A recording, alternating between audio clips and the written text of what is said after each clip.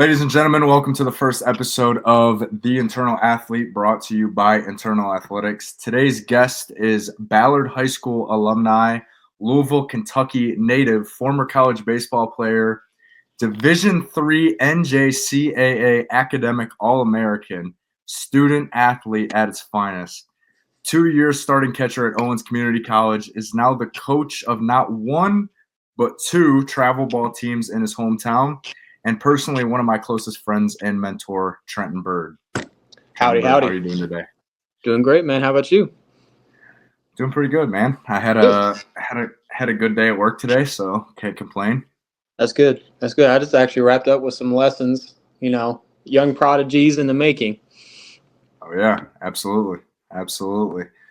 So today we're pretty much just going to be talking about like our journeys throughout how we got to college ball and kind of like what high school was like and stuff like that. Sounds good. Cool. Well, first question I got for you is pretty much just like explain how your high school journey was. Like, was it the traditional, play freshman ball and then JV and then varsity, like your junior and senior year, or kind of how was that entire process for you? Freshman through senior year of high school. Yeah, so I went to my freshman year was it's more like the traditional type of I say like journey. Freshman year played on the freshman team. Wasn't really moved around that much unless they needed like a bullpen catcher. So my time was really on the freshman team. And then my sophomore year, I played a good amount of varsity time, and then just a little bit of JV whenever they need some players. And then junior year, kind of some things happened. Some things didn't go my way. Didn't really get too much playing time on varsity, and then had to kind of be like a JV warrior a little bit. There's nothing wrong with it. And then my senior year was COVID, so we were going to be on varsity. I was going to be one of the starters, and then it was a week before our season was supposed to start, and then that's when COVID hit. So that was kind of the journey. So kind of more of a typical high school journey. Right. So you said that your junior year you played on JV. How was that like? So like my junior year was COVID because I'm a year below you. But kind of how was that like? Like you have aspirations to play at the college level, and then your junior year you're a JV warrior, like you said, and it's kind of like, Yeah, it was tough to kind of, from going from a starting role as a sophomore to kind of more of a third string role my junior year. It was tough, but it's all part of the plan. And kind of, you have to learn how to wait your turn every now and then. So junior year, it sucked not being on varsity. I was on varsity. I dressed, but it was more right. I sit, warm up the pitcher, and then that was it. Like that's all I did. So and then JV, I knew I was gonna be a starting catcher for them, and I still needed reps for the summer ball season. So I was like, you know what, just bite the bullet and then get my reps in for JV, get ready for summer ball. So right. Yeah, dude. I played JV all of my freshman year. So my school was really small, so we didn't have like a freshman team. Right. So I played like JV freshman year, JV sophomore year. I played split time sophomore year. Junior year was COVID, and then senior year was varsity. But yeah, man, JV is like, as a freshman, you're kind of like, okay, maybe I should be on JV. But then after your freshman year, it's kind of like a little bit humbling. Yeah, it's hard to see like guys in your grade on varsity starting, and then you can't even really see the field. It's tough. I wouldn't want to go through that again, honestly. Yeah, no, that was, and then especially us being coaches now, like I see freshmen and sophomores that are on varsity, and they kind of take the moment for granted a little bit, and it's like not. And it's like not a whole. it's like not a whole lot of kids can be able to say, oh, I played varsity as a freshman, or as a sophomore even. Yeah. So I mean, honestly and truly, I know a lot of, like, with social media and stuff, you'd be seeing kids that are eighth graders, freshmen playing varsity, starting varsity. But those guys are like one in a million, I mean, those are yeah, dogs. So yeah. sometimes you just kind of have to like think bigger picture, be like, okay, how many actual freshmen are playing starting varsity, Yeah. especially like bigger schools. So like you said, with smaller schools, like where you went, yeah, that's kind of more common. But like where I went for like the bigger, because we had like 2,000 kids in my school. So Yeah. our baseball program had, I believe, close to like 50 or 60 kids within all three Right. teams. So like Yeah. it's pretty hard for a freshman to start on varsity like that. Yeah. Yeah. And that is kind of like a blessing in disguise too, is like the bigger schools versus the smaller schools is like you do kind of get more, I would say, like opportunities at smaller schools, but you don't always play the best competition. Right. So, I don't know. Both of them kind of have its pros and its cons. Oh yeah. Um, I have to agree with you there. Definitely has pros and cons. I mean, just whatever side you want to look on for that. yeah. Yeah. So that kind of leads me to my next question. So at what point in your high school career would you say that you really like had aspirations to play at the college level? Um, Because I know for like me personally, I didn't have aspirations until my senior year. Like the winter before my senior season started is right. when I started going, oh, I want, I want to play at the college level. I got to start reaching out to these coaches. So at what point in your career did you kind of go, okay, I want to play college baseball? Right. I think it was kind of just like the dream, the goal to go play college and play pro when you're younger. Um, so I mean, I would even say in middle school, I was like, you know what, I feel like I can do this for a long time. And then going into high school, I mean, seeing some kids and be like, okay, I'm kind of ahead of the pack a little bit. I mean, like I feel like I can definitely go play college somewhere. So Right. I mean, I've always kind of felt like I could go play college ever since I was younger. Right. Right. Yeah, I was never always like, and it kind of sounds like we're both similar situations. Like we were never both really the best in our grades. Yeah, Like we were good, like we weren't the worst, but we weren't the best. yeah, And like my school, and you can tell me if your school was a little bit different, like going to play college baseball was not something that your entire team did. It was right. like it was like a goal that not a lot of people had, and every sport was kind of like that at our school. So yeah, you kind of got looked at a little bit funny if you were saying that you want to go play a college sport. So Yeah, I think for us, man, like it just depends on the school, really. Like if you go to like say Ballard, where I went, right, and those type of schools where there's like 2,000 pushing 2,500 kids in a school, yeah, it's kind of like if you go and make a team there, you're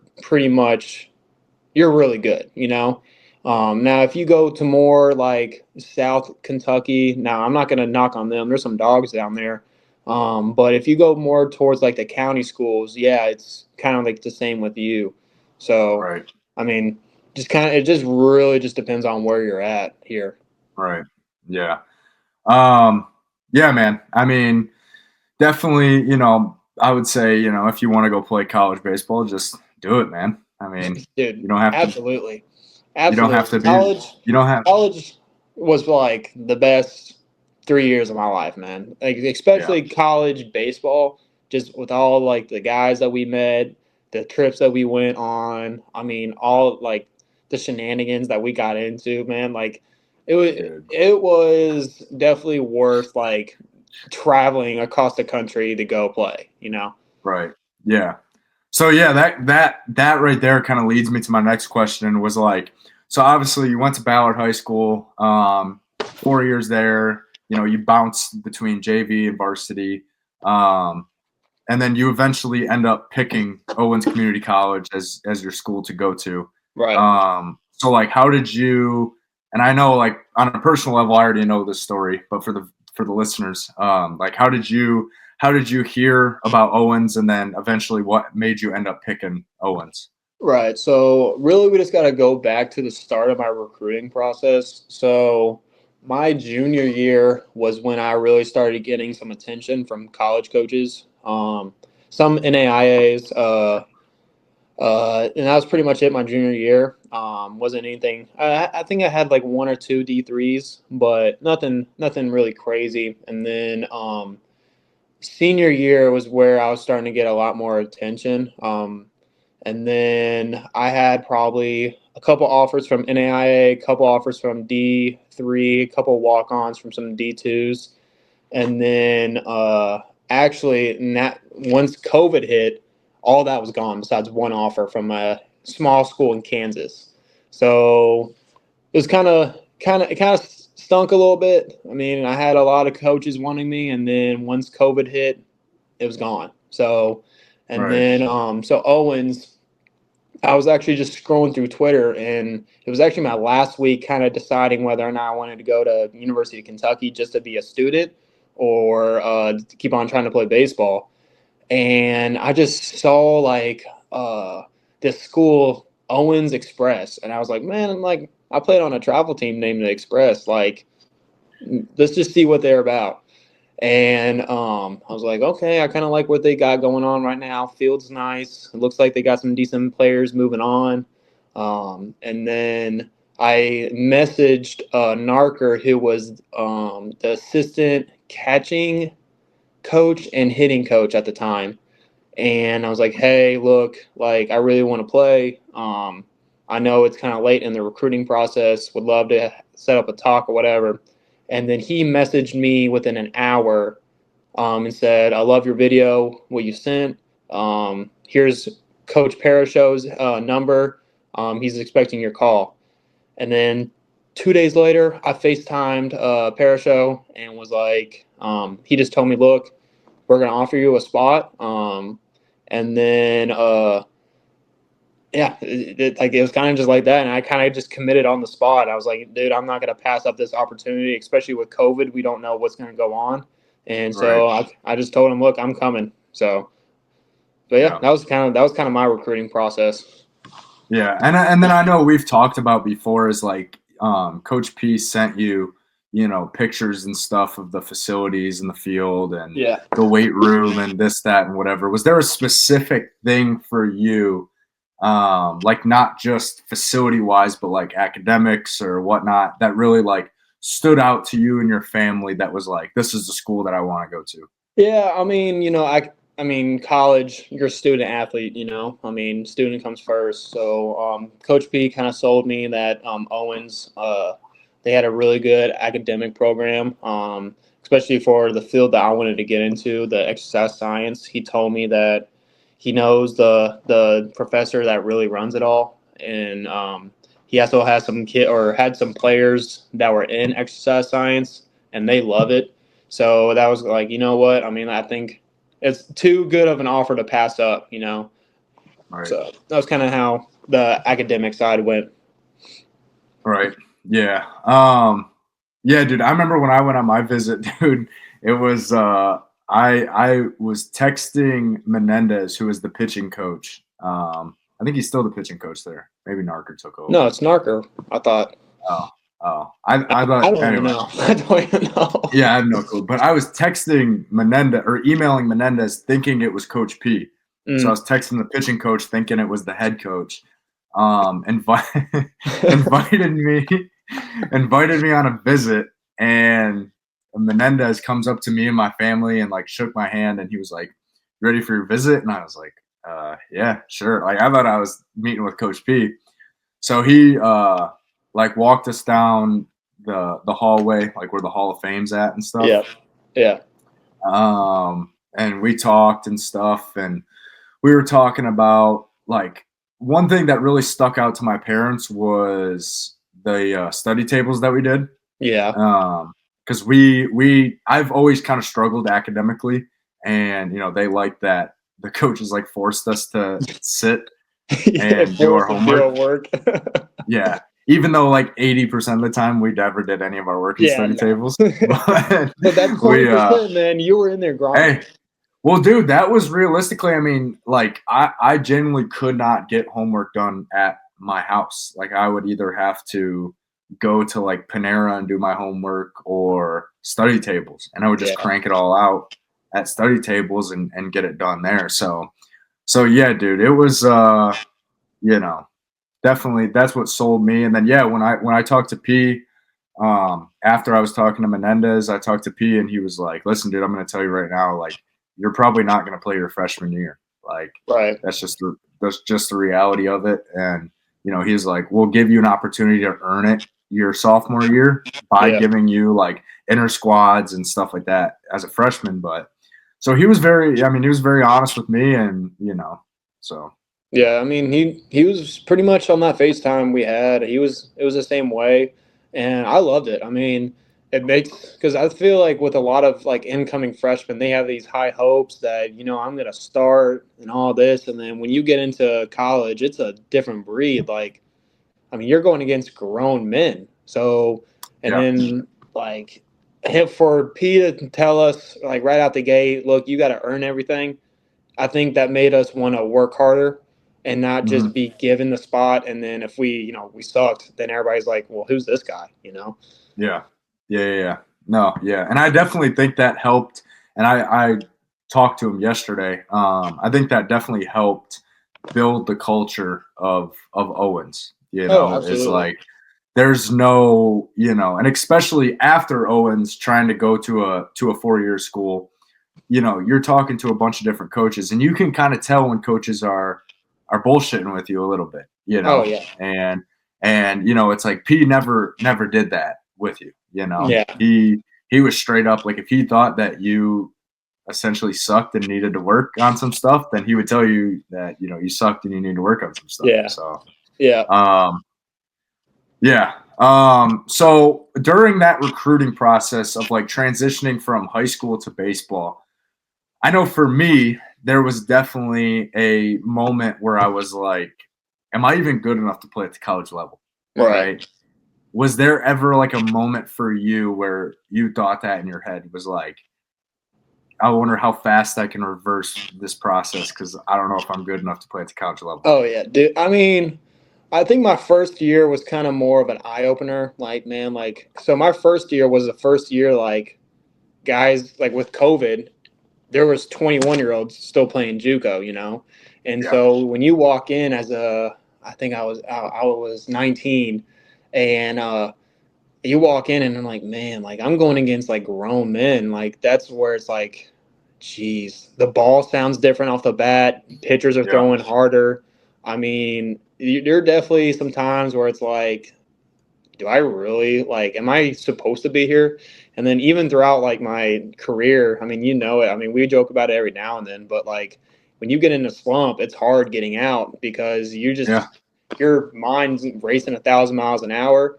Like it's, I think I went 1 for like 25. There was a 7 or 8 game stretch where I was like 1 for 25, and I called my dad. I'm like, man, like I don't even think I'm good enough to play. Like all this, that, the other. And he was like, no, you're good. You're just overthinking it. And then I think I went on like an 8 game hitting streak, and then Right. had like a couple multi-hit games. So like it's definitely yes. Like there's some times where you think that you're not that good, but then you got to remember, like, man, you're part of the 7% that Mm. made it to college. Like you're good for a reason. And Yeah. then another thing, you just got to remember everybody's good.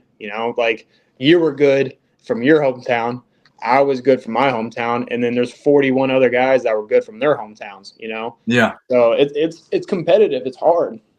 Yeah. I would add another thing to that too is like you said, like everybody on a college roster was either the best or one of the best from their hometown, Yeah, right? yeah, But kind of Narker. I remember Narker said this quote to me my sophomore year. He says, "The predator will always eat the prey," yeah, right?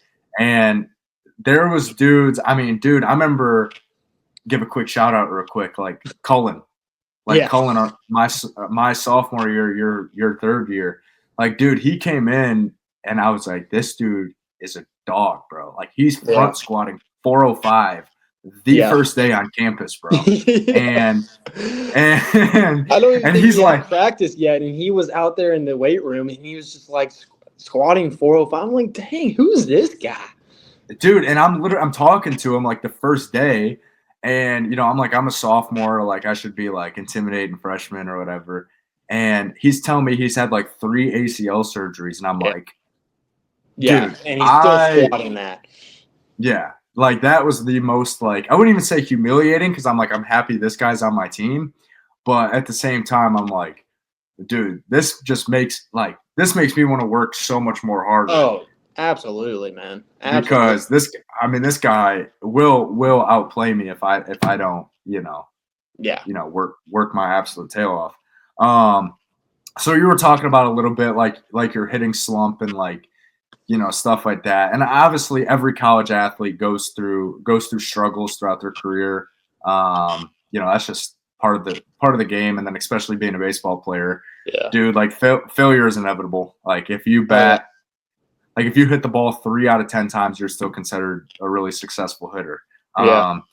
So like what was some mental battles that you struggled with during your time in college? Like for example, would it, being away from home, I bet that, wouldn't be the easiest, or like struggling at the plate, or, constantly, being away from even if Perrysburg, Ohio wasn't your home, like, dude, we were on the road a lot, bro. I mean, it was definitely tough being away from home because, that was the first time I've ever been away ever. So like, I mean, I've played down in Florida, Georgia, like I've done all of that before, but I've always had one of my parents with me. Going to Owens was like, man, like you get done with a game, you go for 2 for 4, 3 for 5. And then you look into the stands, everybody else's parents is there, like all the hometown kids, and then your parents aren't there. So it was really hard, man. I mean, so that was one. And then like you said, like the traveling. I mean, the traveling wasn't like too bad, but definitely if you don't get in the right headspace when you're on the bus, it can definitely affect your game, man. I mean, there were some days, especially when I was going through that slump, and I'm like, man, like I'm not good at baseball. Like I get off the bus, I'm already defeated. So, and that was one of my biggest flaws that I look back on, and that's what I preach to my younger ones. Like, man, like when you get off that bus, you got to be thinking you're the best in the world. Like, even though you're definitely not, but if you have the confidence that, like, I mean, like, but seriously, like it's just how baseball is. Like you said, predator always eats the prey, man. Like my high schoolers, we had a very tough schedule, and like I think we were down, like we won 1 game and lost 4 or something like that in a row. And they were just, their heads are down. I'm like, guys, like get off this bus and think you're going to win this game before it even starts. So yeah, I mean, definitely had my mental struggles, I mean, everybody kind of goes through a little depression. Everybody, but majority of people, especially like athletes, man, like because there's so much pressure on you, because if you don't perform, then you're like, then somebody takes your spot, and then you don't know if you're ever going to see that spot back. So I mean, there was a lot of stuff that went on with that. Here,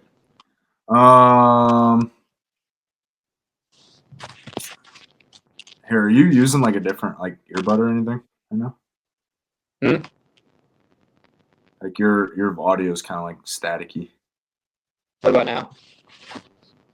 Yeah, it's still a little staticky. That's weird. I don't know why it's doing that. Just give me 1 second. Let me see.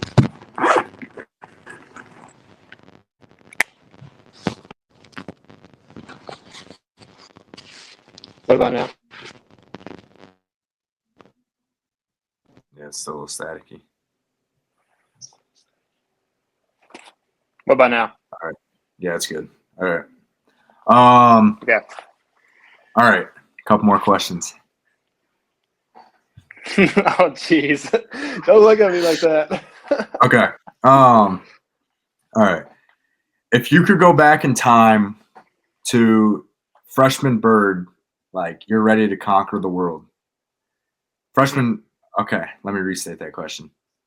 If you could go back in time to freshman Byrd, like freshman at Owens Byrd, and you're Yeah. ready to conquer the world, what is one thing that you would tell yourself after everything that you've learned from playing and coaching and all that? What is one thing that you would tell yourself? Man, I'd tell them just to have fun. I mean, I would never. What was it? My third year when I was just really struggling again. Dakota Edwards, shout out to my guy. He was like, "Man, you just need to have some fun. Like, just don't worry about what you do. Just have fun because at the end of the day, this doesn't really mean that much. I mean, it's not life or death." So what Right. I would tell my freshman self is just have fun with every game, every opportunity that you're in. Whether you go 0 for 4, 4 for 4, it doesn't matter. Just enjoy the moment now. Right. Yeah, no, I would definitely say the same thing, man. Like I beat myself up so much throughout my playing career, and looking back on it now, I'm just like, dude, like the outcome was never going to change, but Right. the memories that we made, like those are lifelong memories, dude. Like Absolutely, dude. you're never gonna forget those, and it's like, man, I wish I would have just soaked in some more, um, you know, soaked in some more fun out of it, you know. Yeah, I was beating myself up a lot, especially my second and third year there because, just struggling with hitting, right? I mean, catching was great. Like I did great back there. But like going up to the bat and you're just struggling and then you got some guys off to the side is like questioning why you're here. Like Yeah. definitely it was definitely hard, man. I mean, just I wish I would have just enjoyed being in college, like being a college player, just a little bit more than what I was telling myself every day. Right. Right. Yeah, dude. Absolutely, man. It was just like you said, we're 7% of the population, dude, that gets to Right. play college baseball, and it's like enjoy it. Like enjoy the sucky parts of it and enjoy the great parts of it, and all that. So all right. And then last section of our pod today. It's a section I like to call JUCO Rapid Fire. Oh, geez. So it's basically for any athletes out there that's listening to this and you're thinking about going JUCO, or any former JUCO bandits, you'll be able to relate to this. It's gonna be a this or that, and you're gonna have to explain why you're picking each one of them. Okay. Okay. All right, first one we got van rides to Sandusky,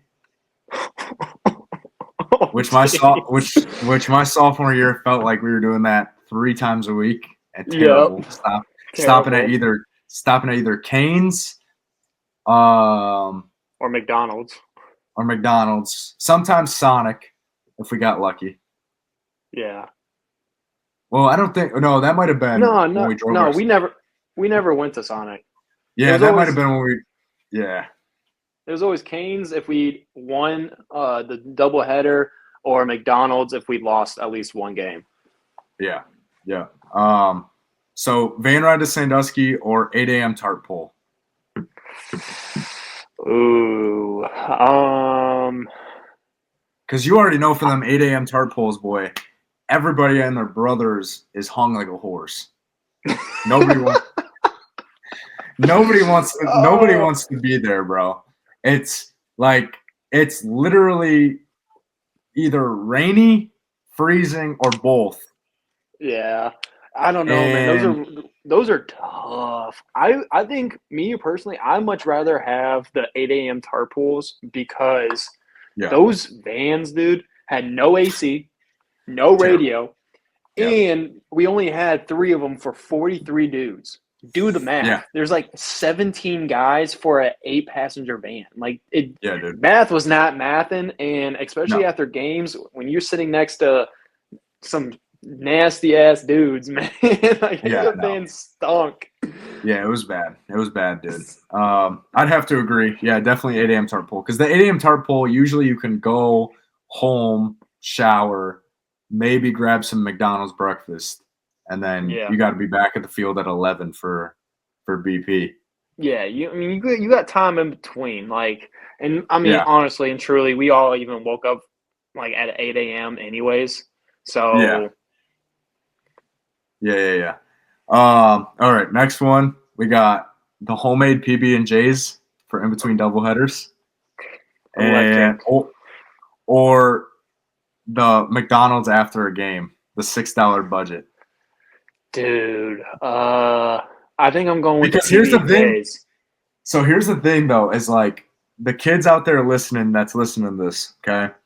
You're going, oh, McDonald's after a game, that doesn't sound bad. Dude, I'm telling you right now, you eat enough McChickens, you get tired of McChickens. You eat whatever your meal, because that's the thing. You knew what meal was going to cost you $6, and that was your Yeah, meal for the rest of the year. Like you're not deviating between yeah. those. Like So you don't have room to like switch anything out, dude. I'm taking those no, PB and dude. J's. I'm taking those PB and J's because look, if you think about it, in between games you can have like 2 or 3, so Yeah, that lasts you a little bit. But that's seven. What was it? $6, $7 limit at McDonald's, dude. A yeah, McChicken costs $3 now, so yeah. like, That's 2 but McChickens, bro. dude, yeah, I'm taking those PB and J's all day. Yeah, no. Well, dude, funny you said that. I was talking to P yesterday. He switched over to Uncrustables. Of course, Yeah, dude. of course. He told me that our year was the reason that he switched to Uncrustables because, dude, peanut butter and jelly would get all over the freezer, Yeah, and he would have yeah. to go home and power wash it and get it all off and all Yeah, that. that's valid. That's valid because we were some messy dudes. Yeah. Okay. Here's one. I don't know if this is gonna make it in the final cut. It may or may not. Hell yeah, it We better. we got BG or It's not getting in the cut. It's not getting yes, in it the is. cut. No. Hear me out. We got Okay, BG. okay. We got BG, or we got a house party at the lakes. I'm going house Dude, party at the lake. I'm going house party at the lakes any day. ah, I don't know, man.